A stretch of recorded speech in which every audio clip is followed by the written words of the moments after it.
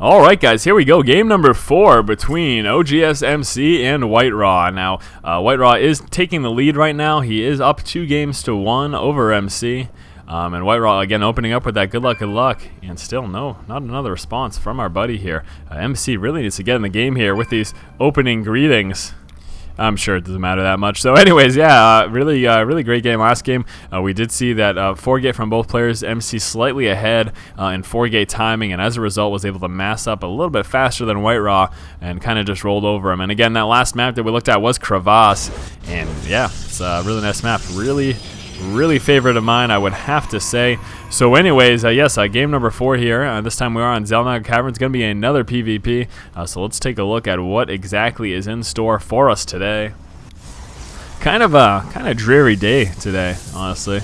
I don't know. I almost wasn't in the mood to cast. I wasn't feeling it at all for one reason or another. The weather is just absolutely killing me out here. It's just raining. It's been raining for the past couple of days, and it's kind of gloomy outside. And I'm looking forward to the summertime, I must say. Just recently moved right next to the beach here on the eastern coast. So there you have it. It's gonna be nice. Gonna be able to go down to the beach and just hang out and have a good time and enjoy the sunshine.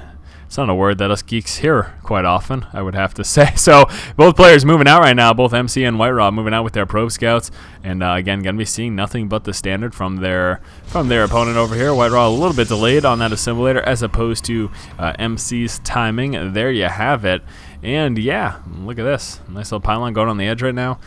Placing pylons and building structure, building placement, stuff like that. Let's talk about that for a moment.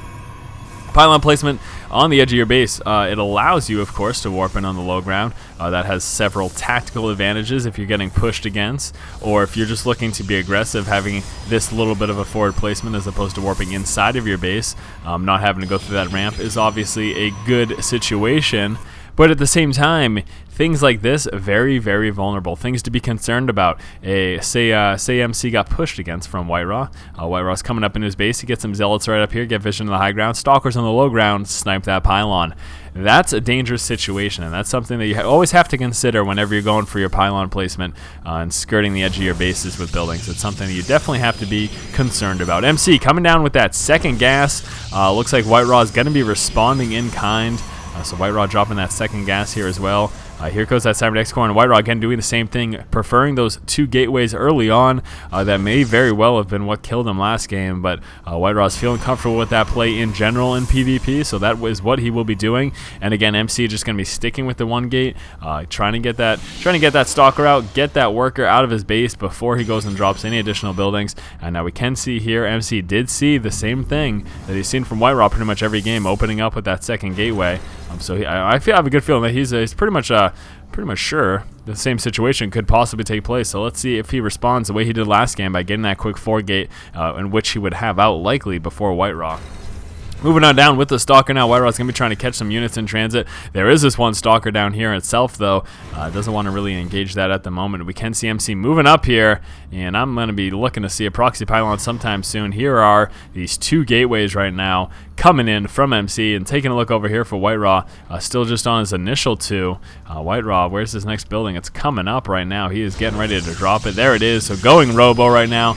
Opening up with that 2-gate Robo, could quite possibly be moving into that 3rd gateway as well. Again, here we still have that little probe here in the corner, getting ready to drop a proxy pylon at some point. MC just on this. There is a Twilight Council, so we're going to be seeing Blink Stalkers from MC and WhiteRa. Could be a little dangerous. There's that 3rd gateway right now.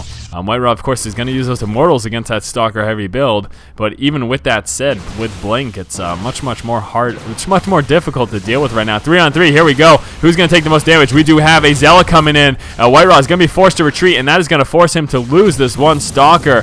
WhiteRa definitely on the losing end of that engagement, unfortunately. Taking a look here, MC up 2-1 when it comes to units killed, and that's the kind of small blunder that you want to try to avoid. MC actually going for the pylon inside the base there.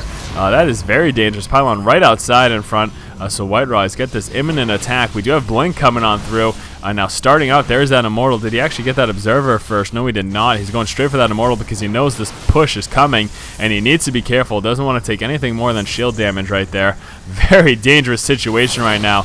MC, once that Blink gets in, WhiteRa's going to be in a whole lot of trouble. Losing the Zealot there. Trading Zealot for Zealot, though. MC also lost his Zealot on the low ground, but that blink is almost in.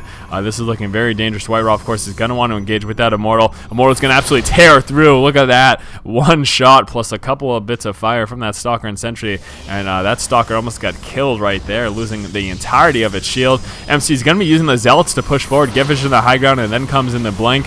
Doesn't have that vision quite yet, though. Was almost able to push up there. WhiteRa just barely has enough energy for another force field. Needs to get it down. He doesn't want these. Oh, there we go.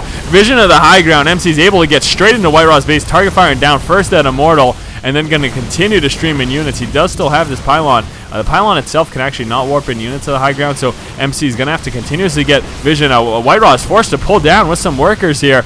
This is a very tough situation for him right now. Taking a look at the army tab, MC definitely at the advantage, and that blink coming into play. Some nice peeling right now. WhiteRa is just not in a good position. He doesn't have another Immortal coming either.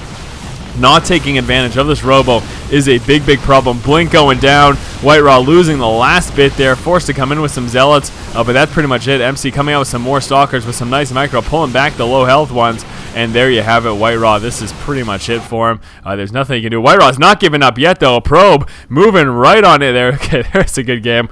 I guess, yeah. I mean, it was over. We could see, of course, again, in this matchup, the Blink Stalker there, the 3-gate Blink Stalker can be very effective with that early timing push. MC did a really nice job there. He moved in. He scouted the exact same thing that WhiteRa's been doing every game. He wasn't sure still, obviously, if it was going to be a delayed 4-gate or a 2 or 3-gate Robo. WhiteRa did go for that Robo. A big problem, the Blink Stalkers came in, and after that first Immortal, there was no production out of this robotics. That's a problem. Now, we can see, obviously, still pretty tight on those resources, so he was taking advantage of what he could. But in all honesty, I feel like that Immortal could have helped quite a bit. The Immortal obviously does tear through these Stalkers so very quickly. Either way, though, dealing with those Blink Stalkers, very difficult. So there you have it, guys. We are 2-2 right now between these two players. So we'll be moving on to game number 5 in just one moment. As always, remember, if you like the content, be sure to subscribe. Keep watching and keep owning.